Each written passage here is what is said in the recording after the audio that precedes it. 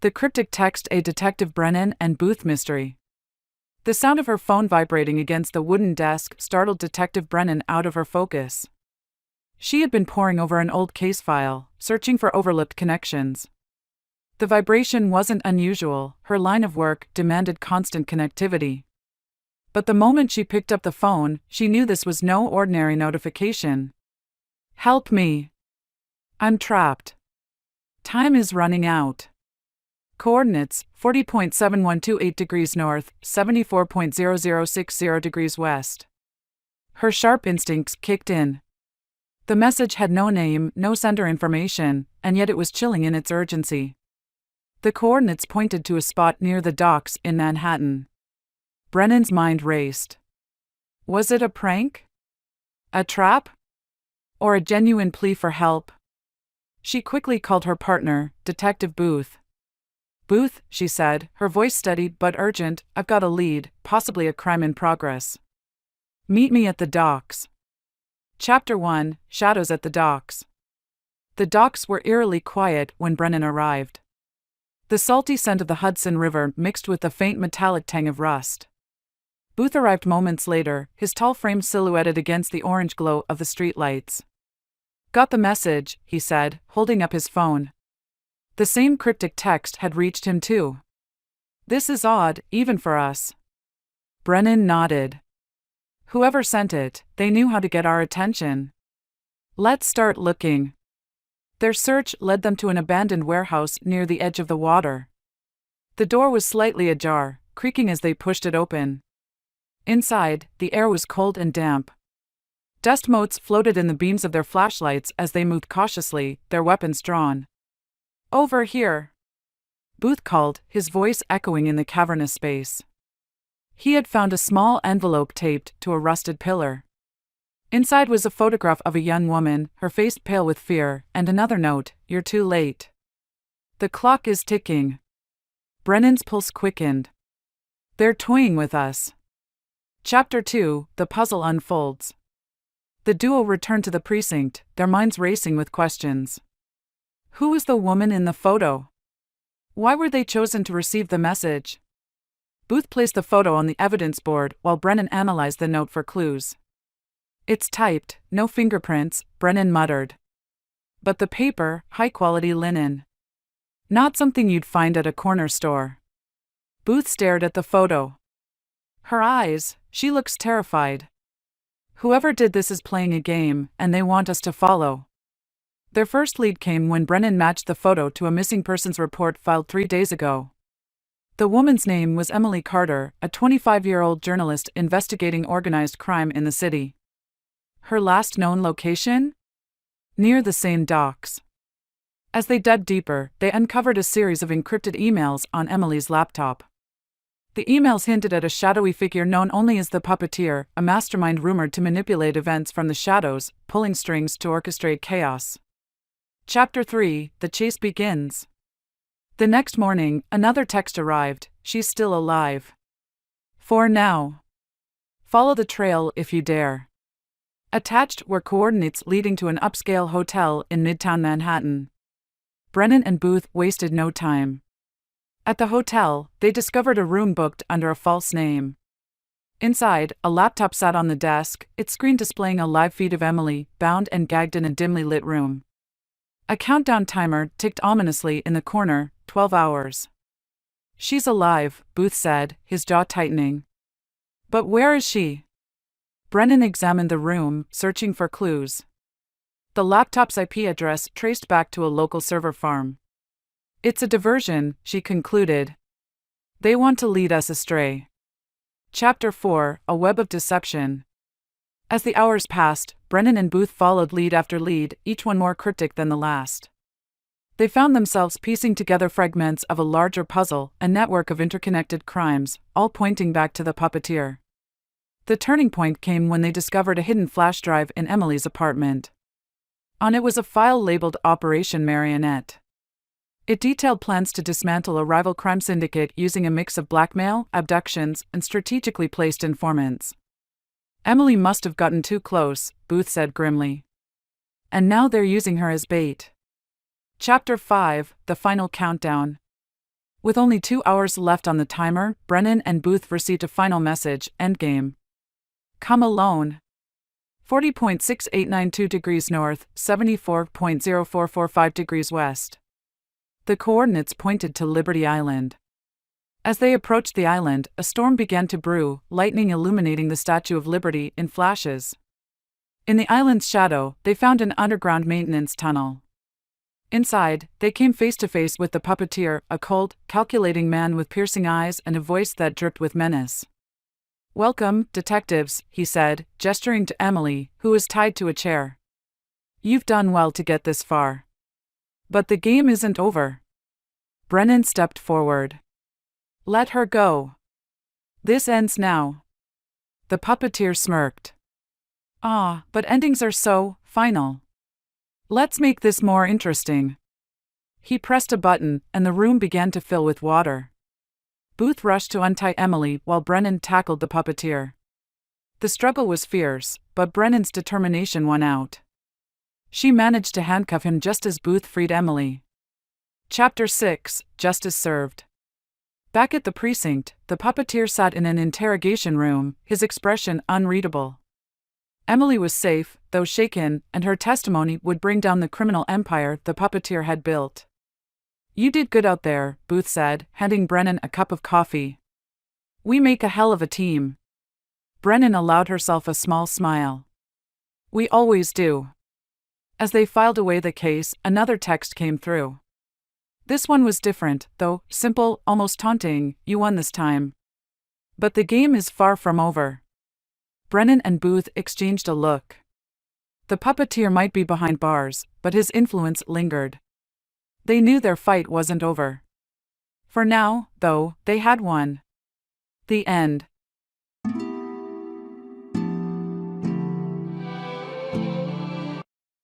The Mystery of the Key. It was a cold, rainy evening when Detective Rizzoli received an unexpected package at her doorstep. The box, wrapped in plain brown paper and tied with a fraying string, had no return address. Intrigued, she brought it inside, her instincts telling her this wasn't a random delivery. As she carefully opened the box, she found a small, rusty key lying atop a folded note. The key had intricate engravings, almost like symbols, and appeared centuries old.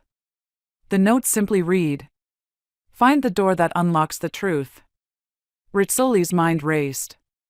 What truth? Whose door? She had no time to waste. She called her partner, Detective Oscar, a tech-savvy investigator with a knack for solving the unsolvable. Scene 1, the puzzle begins. Rizzoli placed the key on her desk as Oscar arrived. He leaned over, inspecting the object with curiosity. "This isn't just any key," Oscar said. "Look at the symbols. They're ancient, maybe alchemical?" Rizzoli frowned. "Alchemy? What does that have to do with a modern-day detective case?" Oscar grinned. "Everything, if you're chasing something bigger than the present." The two detectives worked through the night. Oscar scanned the key into his laptop, cross-referencing the symbols. Meanwhile, Rizzoli deciphered the note, which seemed to hint at an old location in the city, the abandoned Halstead Library. Scene 2, the forgotten library. The next morning, they arrived at Halstead Library, a massive, crumbling structure forgotten by time. Its towering, dusty shelves whispered of secrets long buried. The key, Rizzoli noted, seemed to vibrate faintly in her pocket, as if guiding her. Inside the library, they discovered an old wooden chest hidden beneath a pile of rotting books. To their surprise, the rusty key fit perfectly into its lock.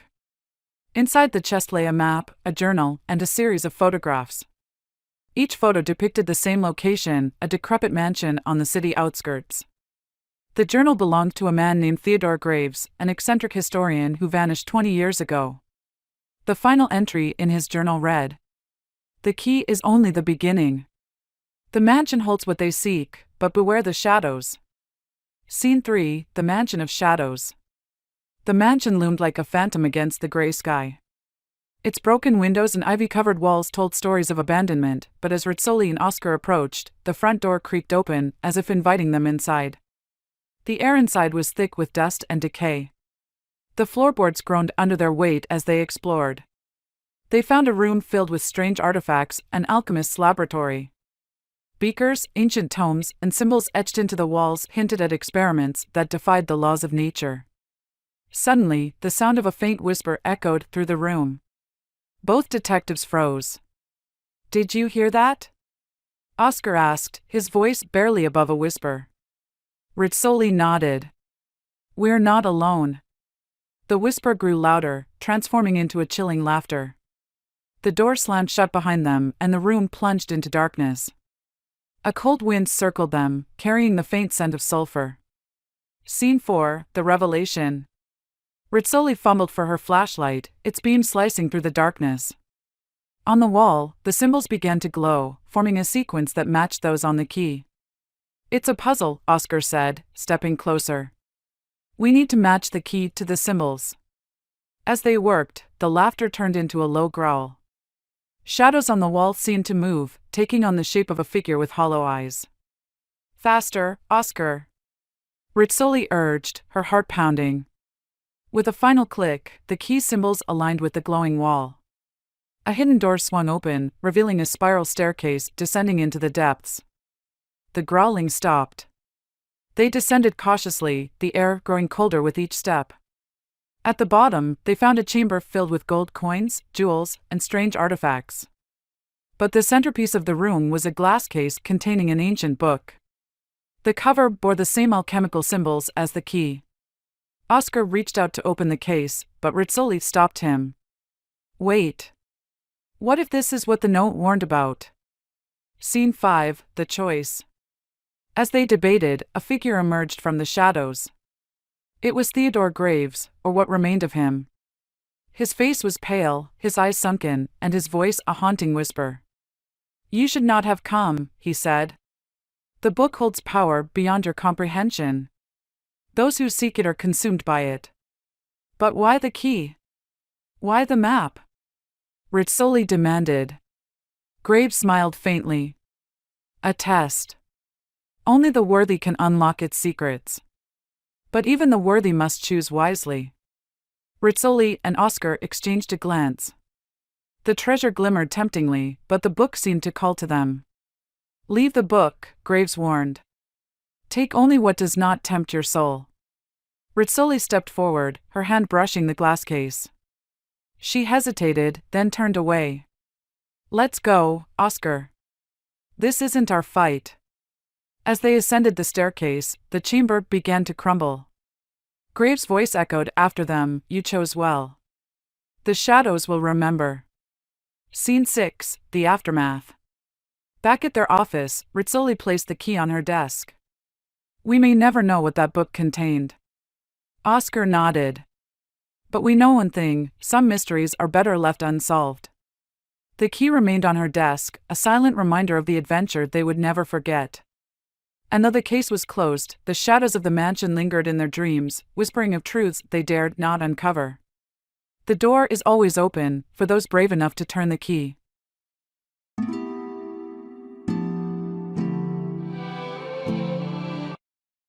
The body in the dead-end alley. The streets were empty as a cold drizzle fell from the overcast sky, wrapping the city in a somber gray hue. It was the kind of day that hinted at trouble, and trouble had arrived in the most horrifying form. A body discovered in a dead-end alley. Detective Emma Harper stood at the entrance of the cordoned-off area, her sharp eyes scanning the scene. Beside her, Detective Hector Morales adjusted his coat against the chill, his usual calm demeanor betraying a flicker of unease. Chapter 1. The Scene. The alley reeked of dampness and decay. The body lay sprawled on the ground, half hidden beneath a pile of discarded cardboard. It was a man in his late 30s, dressed in an expensive suit now stained with mud and blood. His lifeless eyes stared at the overcast sky, and a jagged wound across his throat told a gruesome story. "Cause of death is pretty clear," Emma muttered, kneeling beside the body. Her gloved hands carefully examined the man's pockets, pulling out a wallet. "Elliot Grayson," she read aloud. "Wealthy investment banker. Lives uptown." "Doesn't look like a robbery," Hector noted, pointing to the untouched watch and cash in the wallet. "So why kill him and leave him here?" Emma stood, her sharp eyes narrowing as she scanned the alley. This isn't random. Someone wanted him dead, and wanted him found. Chapter 2. The first clues. Back at the precinct, Emma and Hector pored over Elliot Grayson's background. He was successful, married, and had no criminal record. But digging deeper revealed cracks in the perfect facade. Grayson had been embroiled in several lawsuits, and had recently received death threats from disgruntled clients who lost money in risky investments. That's a long list of enemies, Hector said, leaning back in his chair. We've got angry clients, competitors, and maybe even personal enemies. Where do we start? Emma tapped a pen against her desk. Let's start with his wife. Chapter 3. The Widow's Secrets. Elliot's wife, Veronica Grayson, was a picture of grief when they arrived at the sprawling mansion. Her eyes were red from crying, but there was a tension in her demeanor that Emma couldn't ignore. When was the last time you saw your husband? Emma asked gently. Last night, Veronica replied, her voice trembling. He said he had a late meeting and wouldn't be home until after midnight. Did he mention who the meeting was with? Hector interjected. No, she said, shaking her head. But Elliot had been stressed lately. He said someone was threatening him, but he wouldn't tell me who. Emma exchanged a glance with Hector. Veronica's grief seemed genuine, but there was something she wasn't saying. The detectives thanked her and left, but Emma couldn't shake the feeling that Veronica knew more than she was letting on. Chapter 4. The Mysterious Meeting. The victim's phone records revealed a series of calls to an unknown number in the hours before his death. Tracing the number led them to a burner phone, but a witness near the alley provided a breakthrough. I saw him, the man said, nervously glancing around. A black car pulled up, and the guy got out. He was arguing with someone in the car before he walked into the alley. Did you see who was in the car? Emma asked. The witness shook his head. It was too dark, but I heard the driver say, "This is your last chance." Chapter 5. Unveiling the Web. The investigation took a darker turn when the detectives uncovered a hidden side to Elliot's life. He had been laundering money for a criminal organization, using his investment firm as a front. The trail led to a notorious crime boss, Victor Delgado, whose name struck fear into even the most hardened officers. He was in over his head, Hector said grimly. And Delgado doesn't forgive mistakes. Emma nodded. But Delgado doesn't get his hands dirty. If he wanted Elliot dead, he would have sent someone else. Their theory was confirmed when a forensic analysis of the crime scene revealed traces of expensive perfume. It was the same fragrance Veronica Grayson had been wearing. Chapter 6. The Trap.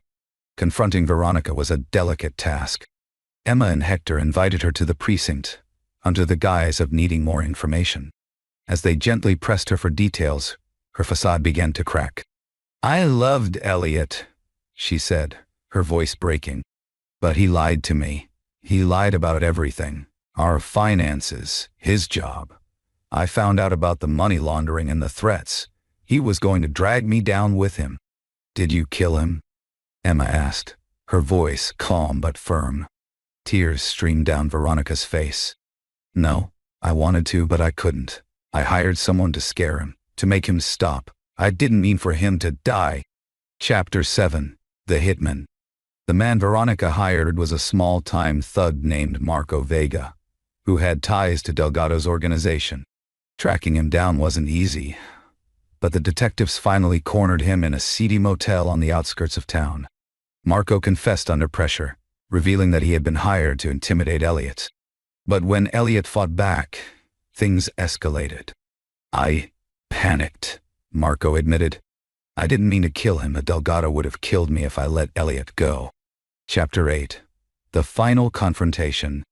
With Marco in custody, the case seemed closed. But Emma wasn't convinced. Something about Delgado's involvement didn't add up. Why would he risk exposing his operation over one man? The answer came in the form of a confidential informant who revealed that Elliot had been planning to turn state's witness. He had gathered evidence against Delgado and was preparing to hand it over to the authorities. Delgado's men had intercepted the information, but the damage was done. Elliot's death was a message, not just to silence him, but to warn anyone else thinking of betraying Delgado. Chapter 9. Justice. Emma and Hector presented their findings to the district attorney, who authorized a full-scale operation against Delgado's organization. Over the next several weeks, the police dismantled the criminal network, piece by piece. Veronica Grayson was charged with conspiracy to commit murder, while Marco Vega faced a life sentence. As for Delgado, he disappeared, leaving behind only whispers of his name. Epilogue. The city slowly returned to normal, but the events of the case lingered in Emma's mind. Standing at the alley where it all began, she reflected on the choices that led to Elliot's death. "He wasn't innocent," Hector said, joining her. "But no one deserves to die like that." Emma nodded. "No, they don't. But sometimes, justice isn't about innocence. It's about accountability." As they walked away, the rain began to fall again, washing away the remnants of the past, but leaving its lessons etched in their hearts.